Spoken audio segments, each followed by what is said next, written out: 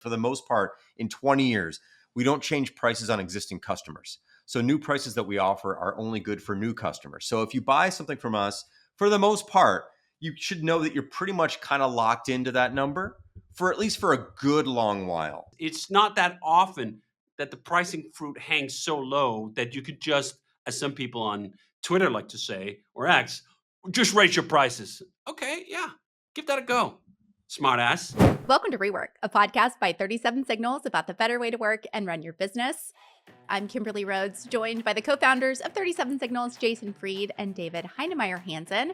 This week, we're going to talk a little bit about pricing and some different pricing models and how you can pick your pricing for a product. We're working on some new things here at the company, and with that comes deciding how that price is going to look.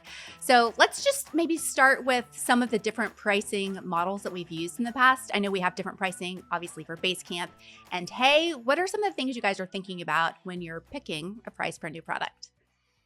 Well, I think we can go back to historical pricing. We started out as a web design firm, so we were doing price per project. So we never really did an hourly rate, but some people can do that. We did, just here's the project, it's $50,000. That's it, that kind of thing.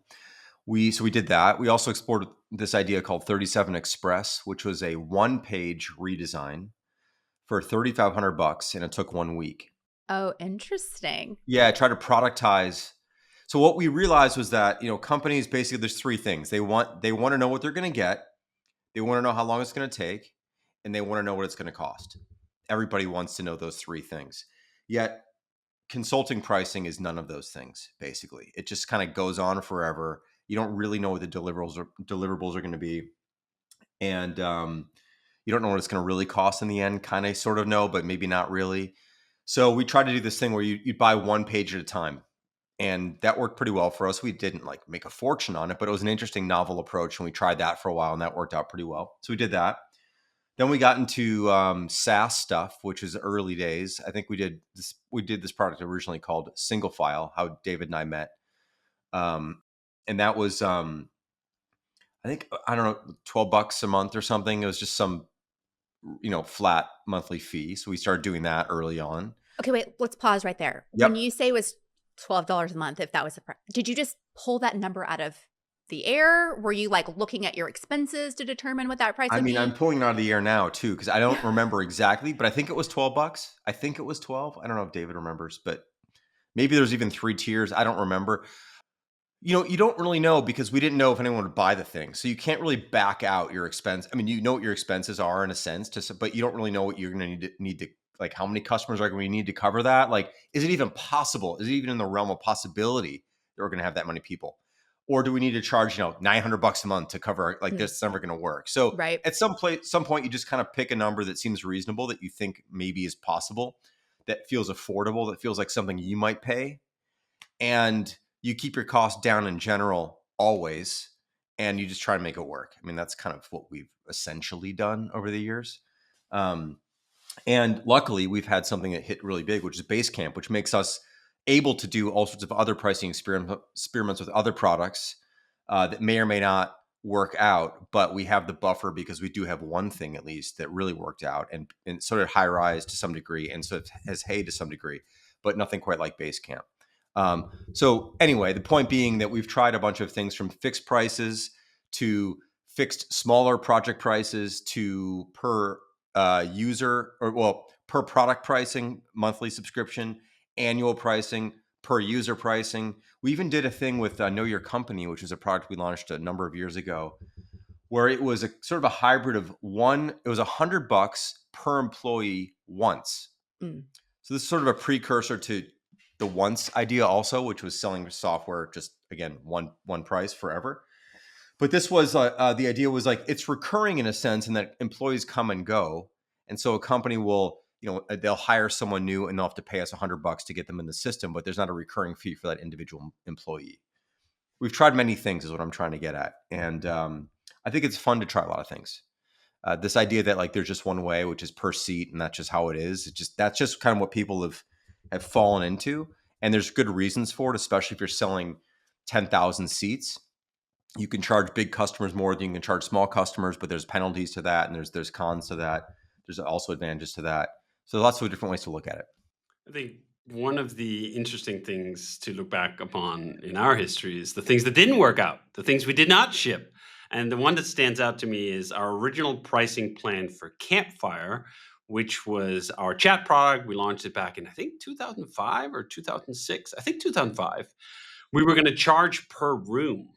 We were Oh. going to basically make it very affordable. I think like $5 to charge per room. And we got quite far down the line of that, and not too long before launch, I sort of had the conversation with Jason like, would we actually do this? Would you put in your credit card to buy a one-off chat room, even if it's relatively affordable? And I think it kind of failed the test Jason was talking about. Would we buy it? Would I pull out my personal credit card to purchase this thing like that? And we then didn't ship it. Campfire reverted to the more traditional model of just being per month, but it was not per seat. It was just a fixed price per month. The other one we've done that I find interesting, and perhaps we should revisit one day, is the pricing model for high rise, which were based around buckets. If you have 0 to 15 people on this system, you pay X. If you have 15 to 30, you pay Y.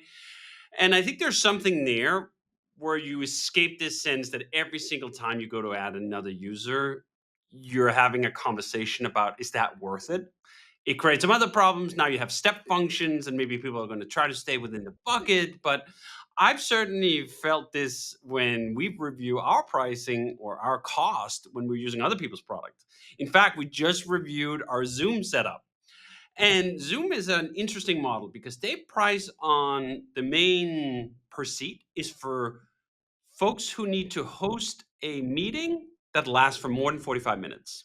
If you allow folks on your account that don't need to go for that long, at least under some models, it's gotten quite a lot more complicated, they weren't going to charge as much. So I could see all those dynamics that our customers go through when we think like, well, actually, does everyone really need it? Or maybe this 45-minute limit is actually a feature, a hidden blessing. Maybe more people should be on it. Maybe Jess and I should be on that too.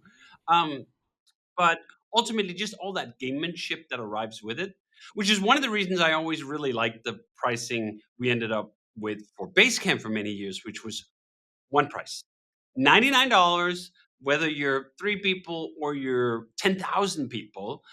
It's just one fixed price. There's only the buy or don't buy option. But of course, again, nothing is free of trade-offs. And with that particular model, we ran it for several years after testing the heck out of it before introducing it. I think we tested for 6 months, running all sorts of A/B long run testing, cohorts, blah, blah, blah. And the math looked appealing after that 6 month test. It looked like, yep, we're going to lose some signups, but we're more than going to make up for it in the increased per account revenue. And then as these things go, you maybe get a little wiser when you run the experiment for a little longer. There's a lot of these A/B testing, especially around pricing, that's all just based upon, is it going to make sense right now if we switch over given the traffic that we have? And I do think there are ways people, including us, can get snookered by that time horizon where you just look at what's going to happen right now. You don't look at the secondary effects, which when it came to Basecamp was fewer people signed up, which again, all right, on the in the moment doesn't matter. Fewer people, but more revenue. That looks like a good transaction. It looks like a good trade. And then 4 years down the line, there's some secondary viral effects here. Well, that also means then fewer people are going to get invited to other people's base camps because we have fewer signups in the first place, and then they don't learn about it and they don't sign up. So sometimes these snowball effects just take a while to show up. Sometimes they take years to show up, and we ultimately ended up reverting partially that model where there still is a fixed price, everything you want model for Basecamp at the high end, but then at the lower end, we now have per seat. So a million different ways to do it. And also just a million ways where you can get lost listening to other people. I think for all the questions I get on pricing, my answer is usually you got to test it with who's buying your product and why they're buying it and what time horizon they're buying it. Like, for example, with Basecamp, the majority of the cancellations that we get, they aren't necessarily, this is too expensive, or I'm going somewhere else. It's my project stopped. I lost my whatever contract. I don't need it right now. I might come back later. And for other companies, it's totally different. So I'd actually say there's very little you can generalize from pricing. There's very little wisdom you can extract that's just total generic rules that apply to everyone all the time. The surest thing is you got to test. And then after you've tested, you got to retest. You got to, is this still true 2 years in, 3 years in? The other thing I would add too, and David alluded to it, is that we do have a very unique pricing model with Basecamp, which is we offer both per seat at $15 and also unlimited seats at $299 a month flat. I'm not aware, there may be some others, but I'm not really aware of any other companies that really kind of cap the high end. Most would be like, hey, you want to pay me $15 a seat for 5,000 people? We'll be happy to take that. We've decided not to do that. We feel like the problem with that is that you end up basically chasing whales, and you want to chase the companies that give you the most money. Of course, I get it; it makes sense. But then you become a different kind of company. You become a company that primarily is going to cater to try to sell 1,000-seat accounts, and that's a different kind of company than a company that's going to sell to a company of 6 people. And we are much closer to a company of 6 people than we are to a company of 1,000 people. And so we prefer to cater to small and medium-sized businesses. And then some of those businesses can get bigger over time. And we say, you know what? You don't have to worry. Like, these costs are not going to run on you. The most you can basically pay us is $299 a month. And we'd be happy to have your business at that level. You can invite as many people as you want, and you're going to be good to go there. So that's another thing that we do offer with Basecamp is these 2 tiers. It's still kind of a single price in a sense, single seat pricing and single unlimited use pricing. We don't have multiple tiers of per seat, for example. What's interesting is when we went from the fixed $99 per month to a per seat, it seems like there is an intention of appealing to people that are smaller. Because in theory, there's a lot of companies who were paying us less than they were before. And I think that's kind of abnormal. Usually prices are going up. For us, for some companies, prices were actually less. That was literally the mission.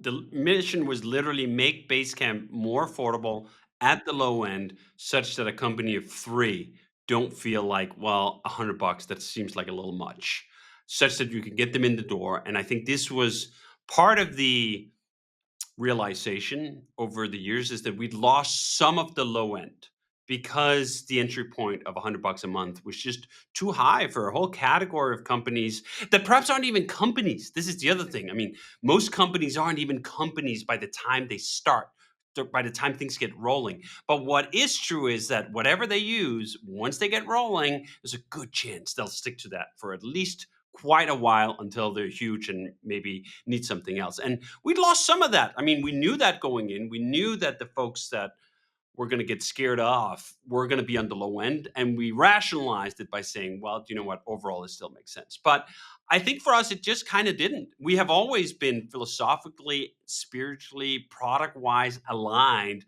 with the underdogs, with folks who are small, but trying to come up and trying to get ahead. And just a realization that even $99 a month was a little too high for our primary audience of starters, people who are just getting going. And losing that was not the right trade-off. And as Jason says, just as much on the high end, saying, do you know what?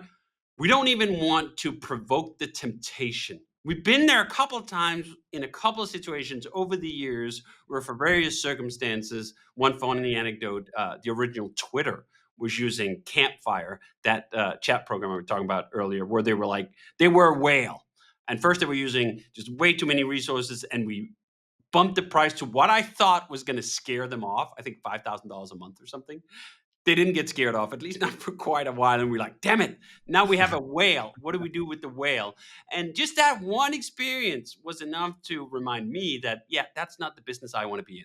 I do not want to be in enterprise sales, because not only does it warp the organization to sales targets, sales departments, key account managers, all roles that we don't have.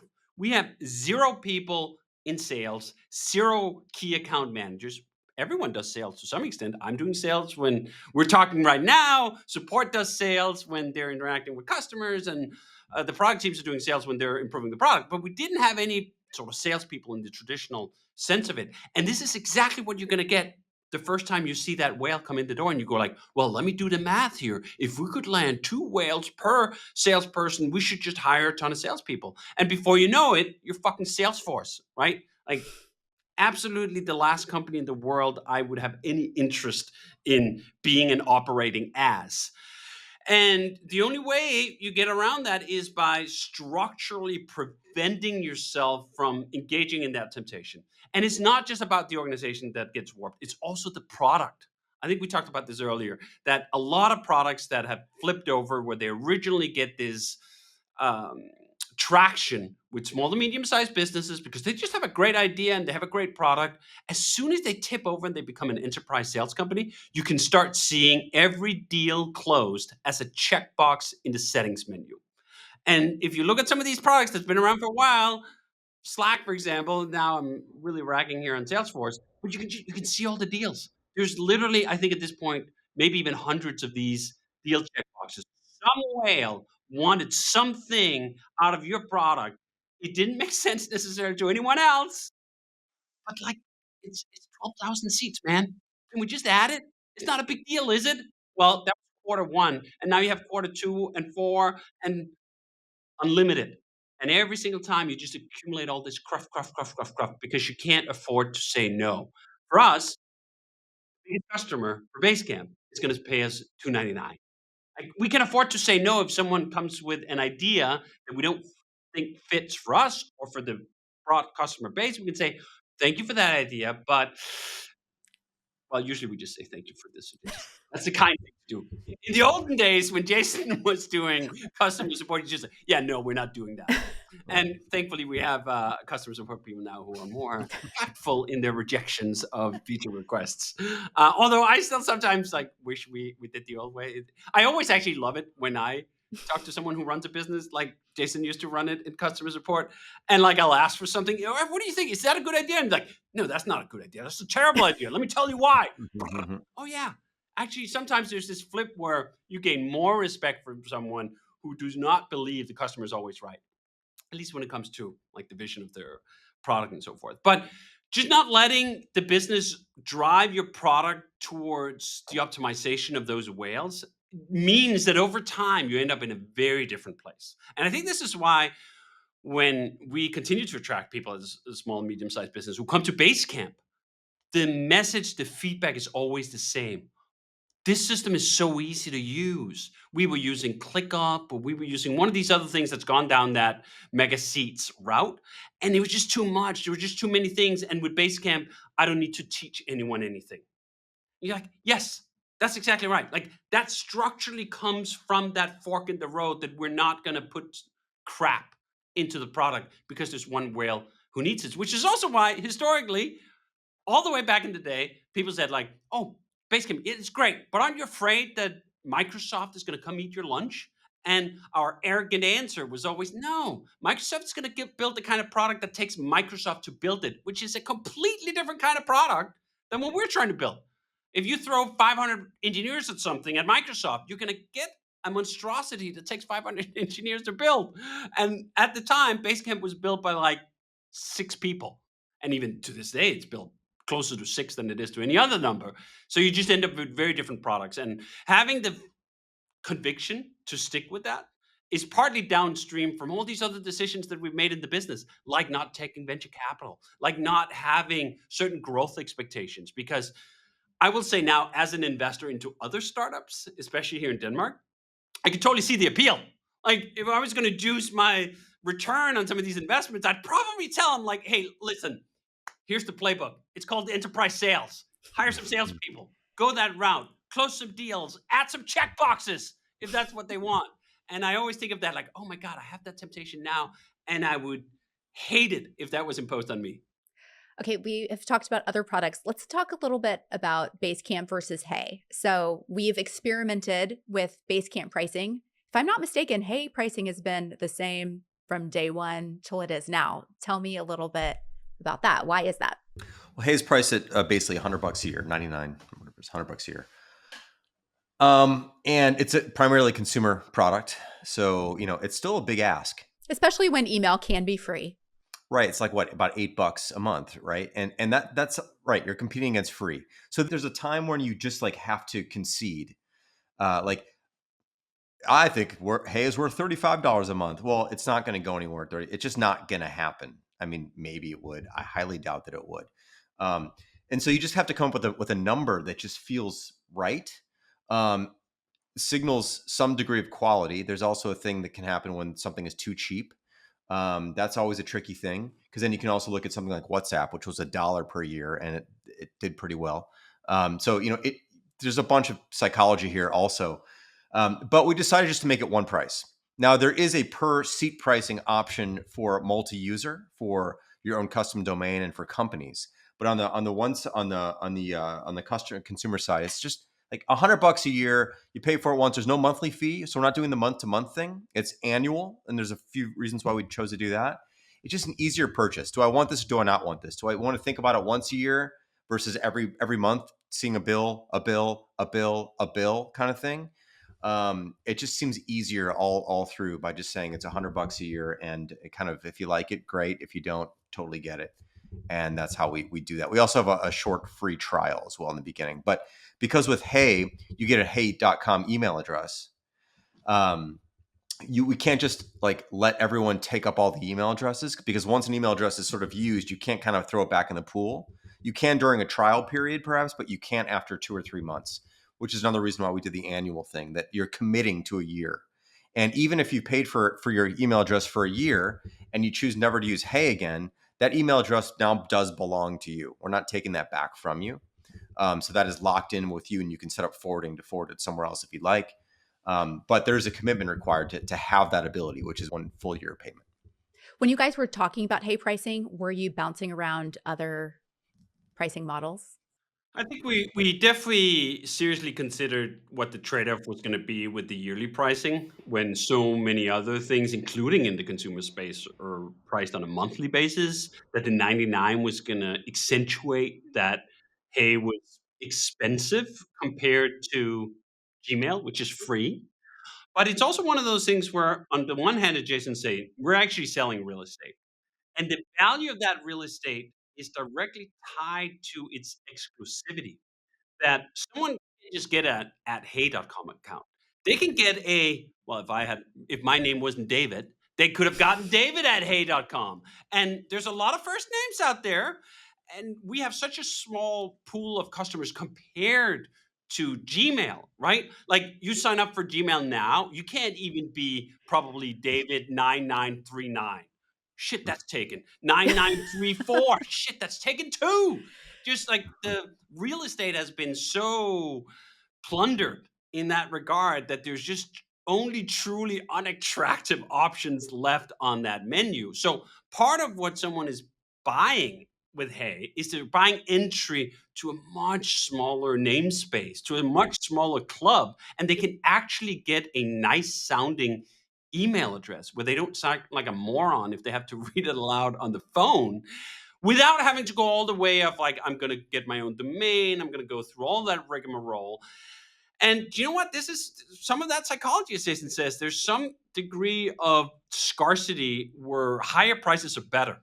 In fact, with Hey itself, it actually has multiple prices. It has the $99 a year if you have 4 letters or more in your name. By the time you get down to 3 letters, like that's a really small namespace, DHH at hey.com. Yep, I got that. We're charging, how much are we charging for that, Jason? $300, I think. $300. Yeah, I totally forgot about that. You're I right. did too. Yeah, And we do then have for that. two letters, like that's a really small namespace, right? Like just to JF at hey.com. That's $1,000 a year. I don't even It's know what we're doing with that. $1,000 a year. And you know what? We've actually sold quite a few of those 2-letter ones, because what other opportunity do you have to be able to get that? Like, what would JF at gmail.com be worth today if Yeah. you could trade that on the secondary market? Probably quite the pretty penny, because Well, there you can look actually at is an now. appeal to that.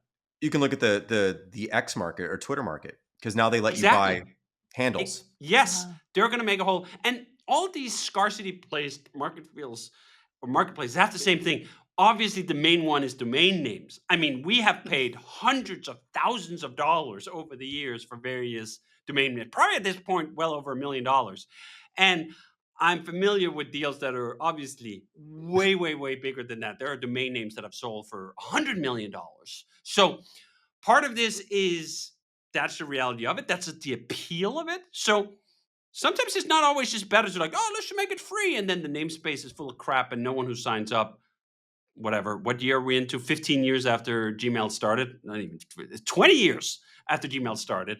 You only have scraps left over. That's not very appealing. But also, as Jason said, like just it's so hard to generalize. You say, oh, so you should always charge scarcity. Yeah, okay, but what if people don't give a damn, right? If it was not called hey.com, if we had not purchased first a scarce piece of real estate that was really unique and appealing, if we were heyemailsolutions.com, like who the fuck would pay for JF at heyemailsolutions.com? Nobody. That's who, right? So a lot of these things, they rest on subtleties, they rest on momentum, they rest on this fear of missing out. When Hey first launched, I mean, people were crazy. Like people were writing me and Jason like, can I sign up for a waiting list if Fernando at hey.com doesn't want to complete their trial? Can I be the first one to be notified?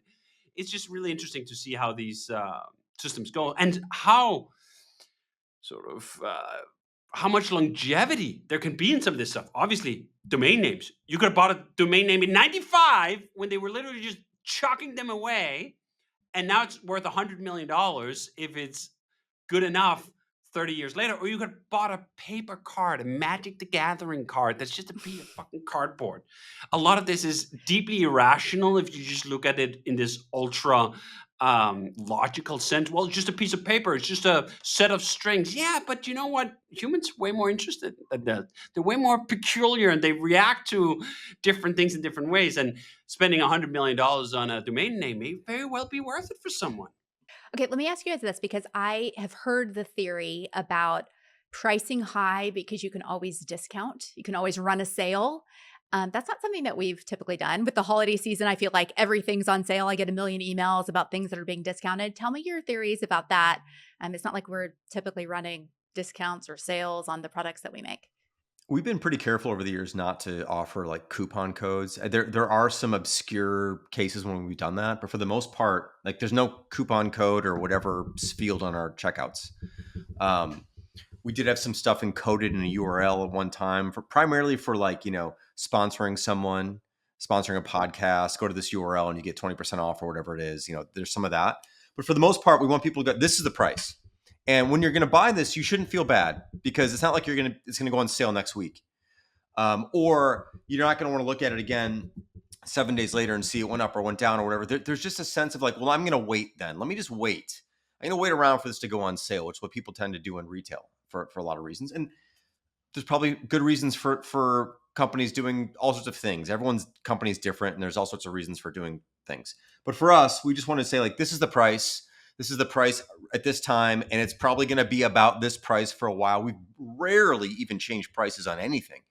We have over the years with Basecamp occasionally, but we don't change. Typically, we have a couple times, but for the most part, in 20 years, we don't change prices on existing customers. So new prices that we offer are only good for new customers. So if you buy something from us, for the most part, you should know that you're pretty much kind of locked into that number for at least for a good long while. And maybe there's going to be a small increase, 5% or something over time or 10% or whatever it is. But it's not like you're going to come back 2 weeks later and get pissed because, and I know Tesla's been doing this. It's very interesting. Tesla's prices on their retail products keep going down, which is incredible for a car company. You never, ever see this except with Tesla. I've never seen it actually with anyone else. Model S Plaid used to be 140 grand, I think. And now it's like 89 or something. I mean, like, and part of that is like you buy a car and you're like, should I wait? Maybe I should wait because they're going to drop the price again. Now, it doesn't seem to have really affected them, but I can definitely understand the psychology for a customer. If they're used and being trained to notice that this company moves their prices around, you might just wait. And people do this all the time. So anyway, we tried not to do that. And that's sort of been our policy for better or for worse. Again, what we're saying to you is not, this is not, David's mentioned testing, but we're not like scientific about this. We're not running 50 tests. We don't have a psychologist on staff who's looking at human behavior. Like we're kind of making stuff up and testing a few things here and there, but there may be far more ways for us to maximize the amount of money we charge people. We're just not really interested in squeezing every last drop on it. We're trying to find something that's reasonable, that feels good, that covers our costs, that makes us money, that doesn't feel like we're gouging anybody. That's sort of our effort when it comes to pricing. Obviously, there's far more scientific ways to do this too. And we actually have tried some of those scientific ways. The last time when we first looked at moving away from the $99 fixed price for Basecamp, we had a whole team that tried for literally 2.5 months to come up with the magic number ahead of actually committing to it. And what's so funny about that whole process was it involved a lot of testing, a lot of rigorous statistical analysis, and in the end, it was all for nothing because it just didn't feel right. And Jason's gut computer just went like, "Do you know what? Let's just make it $15 a seat for that, and then let's have the $2.99." And it was so funny because like we had this whole project and it consumed multiple people's time and attention for quite a while. And then in the end, you're like, well, fuck it. Let's just go with this. And I think this is one of the ways so many companies do get lost all the time. They try to get certainty around pricing up front. They try to think that they can analyze all these things and predict human behavior. And maybe at some scale, there are some people who can do it successfully. I have not seen a lot of that. I've seen far more people just getting lost in the weeds and then being surprised by what the market actually does when you give them a real price and you stick to it. This was one of Jason's arguments I remember at the time where, well, do you know what? If we're constantly testing and moving these things around to get optimizing our cohorts, we're exactly going to induce the effect that someone can't just say, hey, Basecamp is $15 a seat or $2.99.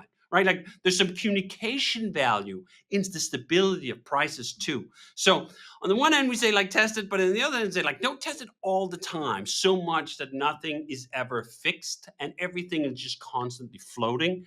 Whatever you pick up in pennies there may very well not be worth it. The extra point I'll say there is for Basecamp, the few times we have tested, what it has done to me is bring this marvel at the price elasticity curve, right? Like anyone who's done any business schooling, I've seen that curve where you have supply and demand and you have the prices and it just reaches perfectly. And quite a lot of times we have replicated that exact sort of textbook case where we try to move up the prices a little bit and then see demand go down a little bit. It's not that easy. In many cases, it's not that often that the pricing fruit hangs so low that you could just, as some people on Twitter like to say, or X, just raise your prices. Okay, yeah, give that a go, smart ass. If you think everyone could just do that all the time, you don't think that would have happened? You know what? In a wide variety of mysterious ways, the market's actually quite efficient. Okay, so before we wrap it up, Fizzy, our newest product, tell me a little bit about what you guys have been thinking about. I'm sure by the time this launches, Fizzy will be out, but what kind of modeling, pricing, structures were you contemplating when it came to that product? Obviously very different from Basecamp, different type of product. Yeah, I mean, we're pricing Fizzy. So first of all, we're going to give away a big chunk of cards. So Fizzy is basically a Kanban tool, and you move cards between columns. Let's just call it that at its simplest level. So we're going to give away a large number of cards for free to begin with, and we're thinking that number is going to be 1,000 cards. Okay, so 1,000 cards free. That could be like all anyone ever needs, possibly. Other people might burn through that in 2.5 months, like whatever it is, but there's no time limit on that. After you've reached your limit, wherever that happens, if never, if sometime, you can choose to upgrade. We're currently going to have one upgrade price. Like basically, it's like if you want to keep using this, it costs X, not XYZ, just X. For unlimited cards, unlimited number of users. Unlimited cards, unlimited users. There's going to be some limit on disk space storage because we can't give you, unlimited terabytes of data storage. That does cost us something. It actually can cost quite a lot. So anyway, there's going to be a storage thing, but we're going to give away a generous amount. I'm not being specific because we haven't totally nailed this down yet, but we think we're probably going to start pricing around $20 a month for unlimited cards, unlimited people. And this is after you've reached your 1,000 cards. In fact, we don't even have a way to charge you on day one. This is like taking it from the Basecamp tradition where we couldn't charge anybody for 30 days on Basecamp because we just didn't build that until we had to build it. So we think it's going to take a while for people to get to past 1,000, then they'll buy if they want to buy. And this is kind of going to be like more of an introductory price. So we're going to start out at $20 a month. It's kind of priced more like an accessory. We recognize that people are going to have other tools in their lives. This is not going to replace everything they use, but it might be something that's additive that they might also want to have. So we're kind of pricing it like an accessory in a sense. So $20 a month, unlimited, feels very, very affordable for what it is. And at some point down the road, we might raise the price, but we're going to give everybody a heads up before we do that, saying, hey, if you've not upgraded yet, if you want to lock in this lower price, you can do that now. We're probably going to raise the prices on, I'm making up, this is not July 1st, whatever. We'll give people a heads up, and then we'll have a new price, or we'll not. We'll see. We'll stick with what we're doing. We'll have to see how it all goes, which is part of the idea. We just want to make this affordable, fair, kind of a no-brainer, an accessory buy that people eventually, I think, as they use it, want to use it more and more and more and more and more, and then feel very, very, very good about what they paid for it. So that's the plan for launch here. I mean, 1,000 cards, if that ends up being the number, like that's super generous. I think especially it for might be too generous. A small business, like we've gone through 1,000 cards very quickly in our account, but it seems like for a lot of other people, that might take them a while. It could. We'll see. I mean, part of this is also like, you know what? I kind of don't mind. if people are just loving this thing, like in my opinion, there's different ways to look at these products. Like we have Basecamp, which is the big time, huge, massive success, growth, cash cow kind of thing. And there's new things we make occasionally, Fizzy being one of those things. Fizzy's probably not going to replicate Basecamp's success. Like we don't need to think about it as a thing that might do that. So if we have a lot of people using Fizzy and feeling really, really, really good about Fizzy, and many of them are paying us and many of them are not, I'm okay with that. Like, I just want people to be using our stuff, get exposed to our things, and maybe they'll check out Basecamp also. Maybe they'll check out, maybe Fizzy will become a very, very, very lucrative product at some point. Don't know. But for now, we've decided that we want to make sure people get in, try it, enjoy it, don't feel limited by the number, and are just willing to give it a shot. Okay, that's a good place to wrap it up. Rework is a production of 37 Signals. You can find show notes and transcripts on our website at 37signals.com/podcast. Full video episodes are on YouTube. And if you have a question for Jason or David about a better way to work and run your business, leave us a video question. You can do that at 37signals.com/podcast question.